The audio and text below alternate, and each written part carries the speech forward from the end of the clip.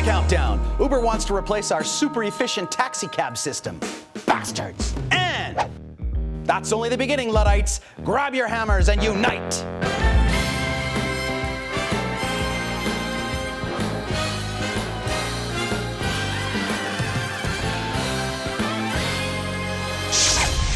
Good evening, Newsers. The human race better come up with some ideas on how to spend their free time more effectively because technology is taking away our jobs. Uber has been in the news recently because this application-based company is threatening the livelihood of every single cab driver on the planet. The taxi strike by thousands of drivers across the country created traffic jams, travel chaos, stone throwing, and fistfights. Some of you may remember that violent protest last year. I thought the world would pay attention after seeing those images. I mean, one of the world's most lovable celebrities was directly impacted by that particular Parisian protest. How could they do this to her?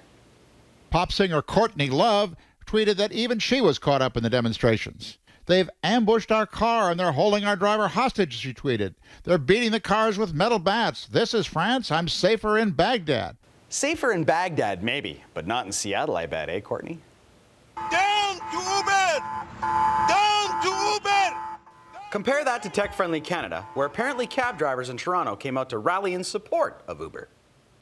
I love Uber. I love the future. Can I get a lift? Oh, you're full? Oh, I'll go on the outside. It's okay, thank you. If only there was some way to downshift this who's driving who hullabaloo.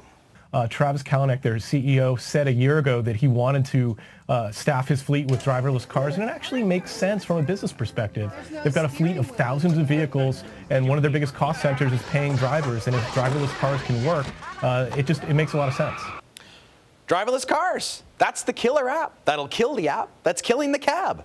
Problem solved. This is the futuristic new generation of driverless trucks currently under development by manufacturer Daimler. The truck maker says self-driving or autonomous trucks will help freight companies save money on fuel and increase safety on the roads. Whoa there, Mr. Roboto. Driverless trucks too? Isn't that like 3.5 million truckers out of work in the USA alone? Don't those guys have most of the guns? 'Cause we got a great big convoy rocking through the night. Yeah, we got a great big convoy. Ain't she a beautiful sight? Damn!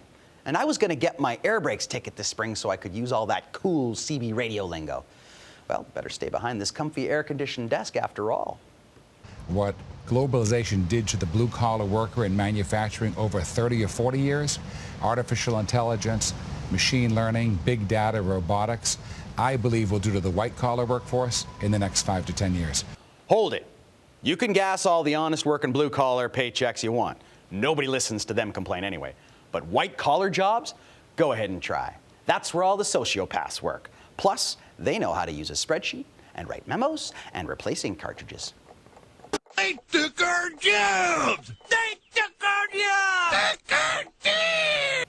So it's finally happening. Technology is replacing our jobs quicker than we can create new ones. Unless, of course, you majored in pesky human.